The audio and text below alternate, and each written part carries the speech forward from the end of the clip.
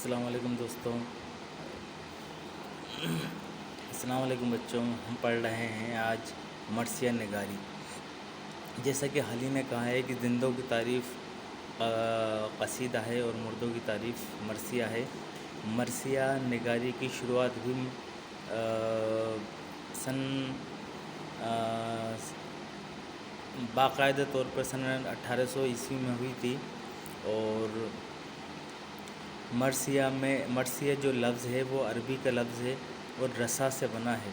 रसा, और इसका मतलब होता है आह जारी करना, किसी की मौत पर आह जारी करना, किसी की मौत पर मातम बनाना, किसी की मौत पर मर के ऊपर चिल्लाना। मर्सिया एक ऐसी नज़्म को कहते हैं जो किसी की वफ़ात पर यानी किसी के मरने पर इजहार गम के लिए कही जाए। इसमें मरने वाले की खूबियों को बयान किया जाता है। मर्सिया अरबी लफ्ज़ रशा से बना है जिसके मानी है आहा व बका करना, रोना, मातम करना। उर्दू में आम तौर पर मर्सिया लिखा जाता है। इसमें हज़रत इमाम हुसैन और आपके ख़ानदान वालों के मैदान करबला में शहादत का ज़िक्र किया जाता है और उनकी खूबियों का बयान किया जाता है। लेकिन इससे हटकर अगर कोई मर्सिया लिखा जाता है तो वो शख्सी मर्सिया होता है। यानी कि मर्सिया दो तरह के होते हैं, एक तो इमामी मर्सिया और एक शख्सी मर्सिया है। इसमें हज़रत इमाम हुसैन की शहादत का ज़िक्र किया जाता है करबला के अंदर, उसको मर्सिया इमामी कहते हैं, शहादत करबला का मर्सिया कहते हैं।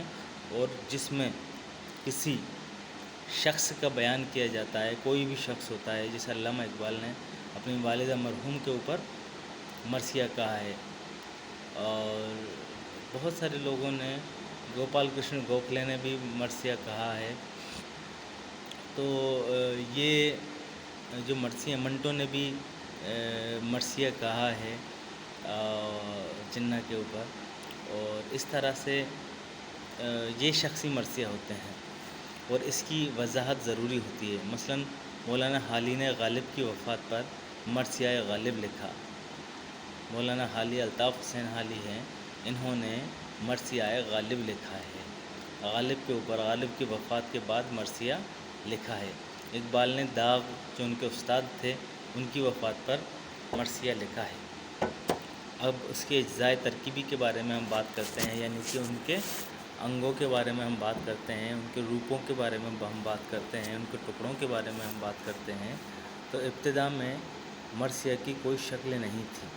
फिर मीर ज़मीर जो कि मर्सिया निगार हैं और शुरुआती मर्सिया गो हैं, उन्होंने इसकी शक्ल तय करके इनको 8 हिस्सों में तकसीम किया। सबसे पहले है चेहरा।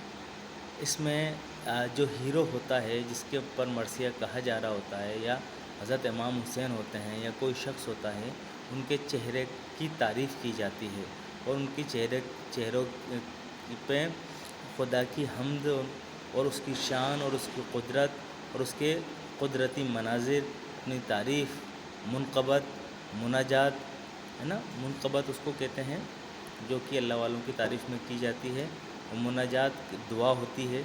इनको अपने कलाम में तमहीद के तौर पर, प्रस्तावना के तौर पर पेश किया जाता है और अपनी बात को पेश करने के लिए माहौल मिल जाता है। दूसरा है सरापा। सरापा का मतलब होता है पूरी बॉडी लैंग्वेज।